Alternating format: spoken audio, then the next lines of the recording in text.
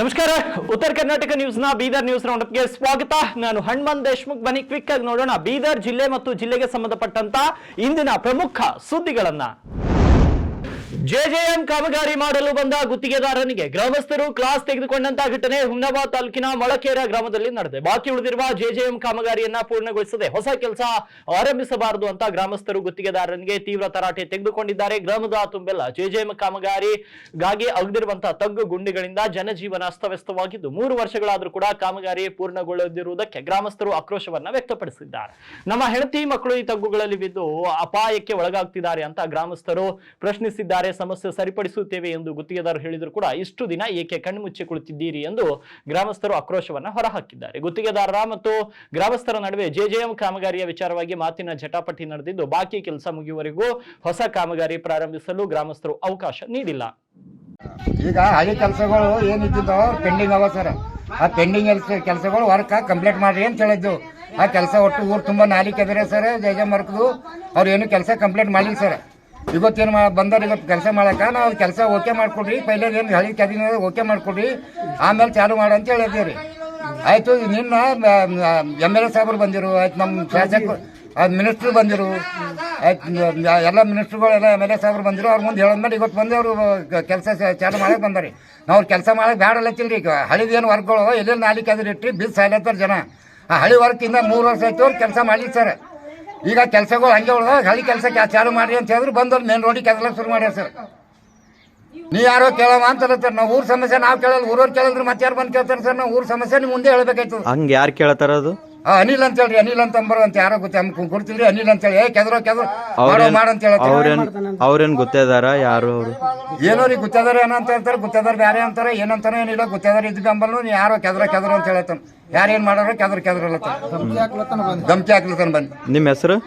ನಮ್ಮ ಹೆಸರು ಇಸ್ಮಾಲ್, ಮಾಜಿ ಸದಸ್ಯರು.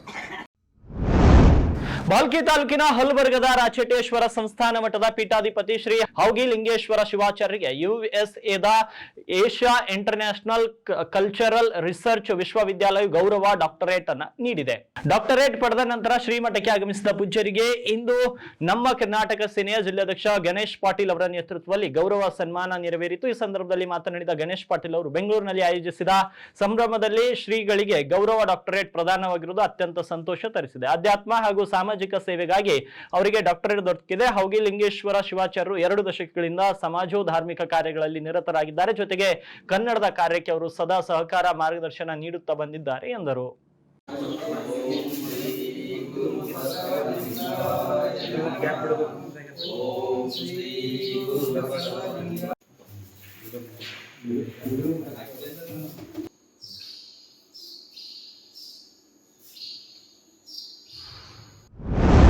ಬೀದರ್ನಲ್ಲಿ ಪ್ರಥಮ ಬಾರಿಗೆ ಅಂತಾರಾಷ್ಟ್ರೀಯ ಪ್ರಯೋಗಾಲಯ ತಂತ್ರಜ್ಞರ ದಿನಾಚರಣೆ ಹಾಗೂ ಅಭಿನಂದನಾ ಸಮಾರಂಭವನ್ನ ವಿಜೃಂಭಣೆಯಿಂದ ಆಯೋಜಿಸಲಾಯಿತು. ಕೋವಿಡ್ ಸಂದರ್ಭದಲ್ಲಿ ಪ್ರಯೋಗಾಲಯ ತಂತ್ರಜ್ಞರ ಸೇವೆ ಅದಮ್ಯವಾಗಿದ್ರು ಕೂಡ ಅದು ಅಗೋಚರವಾಗಿದೆ ಅಂತ ಕರ್ನಾಟಕ ರಾಜ್ಯ ಸರ್ಕಾರಿ ವೈದ್ಯಕೀಯ ಶಿಕ್ಷಣ ಇಲಾಖೆಯ ಪ್ರಯೋಗಶಾಲಾ ತಾಂತ್ರಿಕ ಅಧಿಕಾರಿಗಳ ಸಂಘದ ರಾಜ್ಯಾಧ್ಯಕ್ಷ VB ಕೃಷ್ಣಾಚಾರಿ ಅವರು ಹೇಳಿದ್ದಾರೆ. ಚಿಕ್ಕಪೇಟೆ ಸಮೀಪದ ಹೆಬ್ಬಾಳೆ ಕನ್ವೆನ್ಷನ್ ಹಾಲ್ ನಲ್ಲಿ ನಡೆದ ಕಾರ್ಯಕ್ರಮದಲ್ಲಿ ಮಾತನಾಡಿದ ಕೃಷ್ಣಾಚಾರಿ, ತಂತ್ರಜ್ಞರಿಗೂ ತಮ್ಮದೇ ಆದ ಹಲವು ಸಮಸ್ಯೆಗಳಿದ್ದು ಅವುಗಳ ಪರಿಹಾರಕ್ಕಾಗಿ ಐಕ್ಯತೆಯಿಂದ ಹೋರಾಟ ನಡೆಸಬೇಕಾಗಿದೆ ಅಂತ ತಿಳಿಸಿದ್ರು.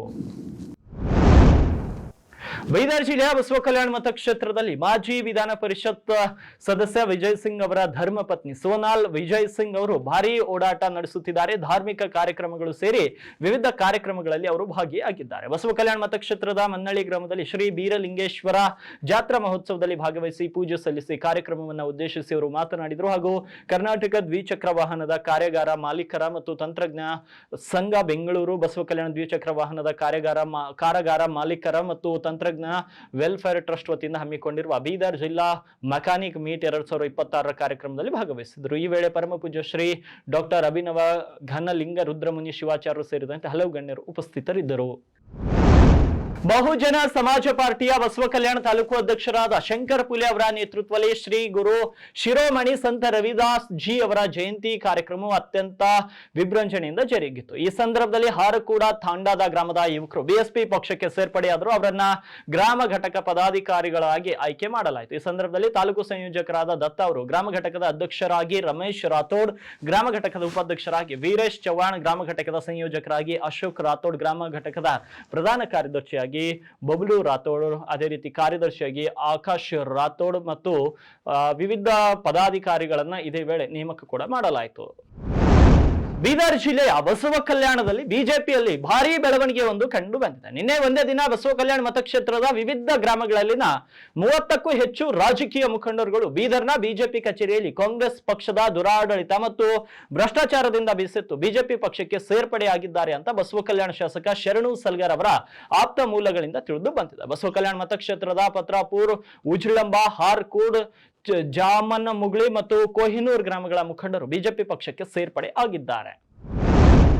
ಭಾಲ್ಕಿ ಪಟ್ಟಣದ ಸಂಗಮೇಶ್ವರ್ ಪದವಿ ಪೂರ್ವ ಕಾಲೇಜಿನಲ್ಲಿ ಮೊದಲ ಹಂತದ ಗೋಲ್ಡನ್ ಸ್ಕಾಲರ್ಶಿಪ್ ಪ್ರವೇಶ ಪರೀಕ್ಷೆ ಸುಸೂತ್ರವಾಗಿ ನಡೆದವು. ಹಿರೇಮಠ ಸಂಸ್ಥಾನ ವಿದ್ಯಾಪೀಠ ಟ್ರಸ್ಟ್ ಅಡಿಯಲ್ಲಿ ನಡೆಯುವ ಈ ಅಂಗಸಂಸ್ಥೆಯಲ್ಲಿ ಜಿಲ್ಲೆಯ ಹುಮ್ನಾಬಾದ್, ಕಮಲ್ ನಗರ್ ಮತ್ತು ಭಾಲ್ಕಿ ತಾಲೂಕು ಸೇರಿ ವಿವಿಧ ಕಡೆಯಿಂದ ಪ್ರಸ್ತುತ SSLCಯಲ್ಲಿ ವ್ಯಾಸಂಗ ಮಾಡುತ್ತಿರುವ 785 ವಿದ್ಯಾರ್ಥಿಗಳು ಭಾನುವಾರ ನಡೆದ ಪರೀಕ್ಷೆಗೆ ಹಾಜರಾದರು. ಗ್ರಾಮೀಣ ಭಾಗದ ಬಡ ಪ್ರತಿಭಾವಂತ ಮಕ್ಕಳಿಗೆ 2 ವರ್ಷ ಉಚಿತ PUC ಶಿಕ್ಷಣ, ಕೋಚಿಂಗ್ ಮತ್ತು ಬಸ್ ಸೌಲಭ್ಯ ಕಲ್ಪಿಸುವ ಆಶಯದೊಂದಿಗೆ 2026-27ನೇ ಗೋಲ್ಡನ್ ಸ್ಕಾಲರ್ಶಿಪ್ ಪ್ರವೇಶ ಪರೀಕ್ಷೆ ಏರ್ಪಡಿಸಲಾಗಿತ್ತು. ಪ್ರವೇಶ ಪರೀಕ್ಷೆಯಲ್ಲಿ ಕ್ರಮವಾಗಿ ಮೊದಲ 20 ರ್ಯಾಂಕ್ ಪಡೆಯುವ ವಿದ್ಯಾರ್ಥಿಗಳಿಗೆ ಉಚಿತ ಶಿಕ್ಷಣ, ಕೋಚಿಂಗ್ ಮತ್ತು ಬಸ್ ಸೌಲಭ್ಯ ಕಲ್ಪಿಸಲಾಗುತ್ತದೆ ಮತ್ತು ಸಂಸ್ಥೆಯ ಸ್ಥಾನಿಕ ಕಮಿಟಿ ಅಧ್ಯಕ್ಷರಾದ ಧನರಾಜ್ ಬಂಬಳಗೆ ಅವರು ಈ ಮಾಹಿತಿಯನ್ನು ನೀಡಿದ್ದಾರೆ.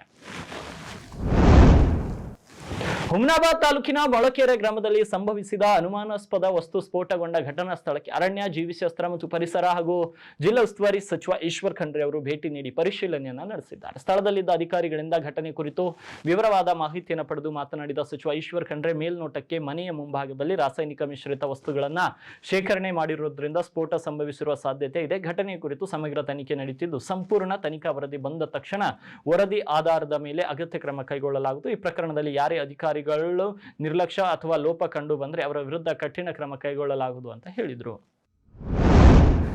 ಬ್ರಿಮ್ಸ್ ಆಸ್ಪತ್ರೆಯ ಡಿ ಗ್ರೂಪ್ ನೌಕರರ ಸಂಬಳ ವಿಳಂಬದ ವಿಚಾರಕ್ಕೆ ಸಂಬಂಧಿಸಿ ವೈದ್ಯಕೀಯ ಶಿಕ್ಷಣ ಸಚಿವ ಶರಣ್ ಪ್ರಕಾಶ್ ಪಾಟೀಲ್ ಬೀದರ್ನಲ್ಲಿ ಪ್ರತಿಕ್ರಿಯೆ ನೀಡಿದ್ದಾರೆ. ನಮ್ಮ ಇಲಾಖೆಯಲ್ಲಿ ಬೀದರ್ನಲ್ಲಿ ಶಾರ್ಟ್ ಫಾಲ್ ಇದ್ದ ಕಾರಣ ಸಂಬಳ ಪಾವತಿಯಲ್ಲಿ ವಿಳಂಬವಾಗಿದೆ ಅಂತ ಸಚಿವರು ಡಿಸೆಂಬರ್ ವರೆಗೆ ಬಾಕಿ ಪೇಮೆಂಟ್ ಕ್ಲಿಯರ್ ಮಾಡುವಂತೆ ಸೂಚನೆಯನ್ನ ನೀಡಿದ್ದಾರೆ. ಅದರಂತೆ ಪಾವತಿ ಆಗಿದೆ ಎಂದಿದ್ರು. ಇನ್ನು ಬ್ರಿಮ್ಸ್ ಆಸ್ಪತ್ರೆ ಇನ್ನುಳಿದಂತಹ ಪೇಮೆಂಟ್ ಪಾವತಿ ಆಗಿದೆ ಎಂದರು. ಇನ್ನು ಬ್ರಿಮ್ಸ್ ಆಸ್ಪತ್ರೆಗಾಗಿ 38 ಕೋಟಿ ರೂಪಾಯಿ ಹೆಚ್ಚುವರಿ ಅನುದಾನಕ್ಕೆ ಬೇಡಿಕೆ ಇಡಲಾಗಿದೆ. ಈ ಕುರಿತು ಹಣಕಾಸು ಇಲಾಖೆಯೊಂದಿಗೆ ಚರ್ಚಿಸಿ ಪ್ರಪೋಸಲ್ ಅನ್ನ ಸಲ್ಲಿಸಲಾಗಿದೆ ಎಂದರು. ಭಾನುವಾರ ಮಂಡಿಸಲಾದ ಕೇಂದ್ರ ಬಜೆಟ್ ದೇಶದ ಆರ್ಥಿಕತೆಗೆ ರಜೆ ನೀಡುವಂತಿದೆ, ಸಂಪೂರ್ಣ ನಿರಾಶಾದಾಯಕವಾಗಿದೆ ಅಂತ ಅರಣ್ಯ, ಜೀವಿಶಾಸ್ತ್ರ ಮತ್ತು ಪರಿಸರ ಸಚಿವ ಈಶ್ವರ್ ಬಿ ಖಂಡ್ರೆ ಅವರು ತಿಳಿಸಿದ್ದಾರೆ. ನಿರ್ಮಲಾ ಸೀತಾರಾಮನ್ ಮಂಡಿಸಿದ 9ನೇ ಬಜೆಟ್ನಲ್ಲಿ ಯಾವುದೇ ಗಣನೀಯ ಸುಧಾರಣೆ ಆಗಿಲ್ಲ. ಸರ್ಕಾರಿ ವೆಚ್ಚಗಳ ಮೇಲೆ ಯಾವುದೇ ನಿಯಂತ್ರಣವೂ ಇಲ್ಲ. ಕರ್ನಾಟಕಕ್ಕಂತೂ ಹೇಳಿಕೊಳ್ಳುವಂತಹ ಪ್ರಯೋಜನ ಈ ಬಜೆಟ್ನಲ್ಲಿ ಆಗಿಲ್ಲ ಅಂತ ಅವರು ಪ್ರತಿಕ್ರಿಯೆ ನೀಡಿದ್ದಾರೆ. ಹೈದರಾಬಾದ್ ಬೆಂಗಳೂರು ಹೈಸ್ಪೀಡ್ ರೈಲು ಸಮಾಧಾನಕರ ಬಹುಮಾನದಂತಿದೆ. ರೈತರು ಬೆಳೆಯುವ ಎಲ್ಲ ಬೆಳೆಗಳಿಗೂ ಕೇಂದ್ರ ಸರ್ಕಾರ ಕನಿಷ್ಠ ಬೆಂಬಲ ಬೆಲೆ ನೀಡುವಲ್ಲಿ ಈ ಬಾರಿಯೂ ವಿಫಲವಾಗಿದೆ ಅಂತ ಅವರು ತಿಳಿಸಿದ್ದಾರೆ. ಇವಾಗಿದ್ವು ಬೀದರ್ ಜಿಲ್ಲೆ ಮತ್ತು ಜಿಲ್ಲೆಗೆ ಸಂಬಂಧಪಟ್ಟಂತ ಇಂದಿನ ಪ್ರಮುಖ ಸುದ್ದಿಗಳು. ಮತ್ತೆ ನಾಳೆ ಭೇಟಿಯಾಗ್ತೀನಿ ಬೀದರ್ ನ್ಯೂಸ್ ರೌಂಡ್ ಅಪ್ ನಲ್ಲಿ.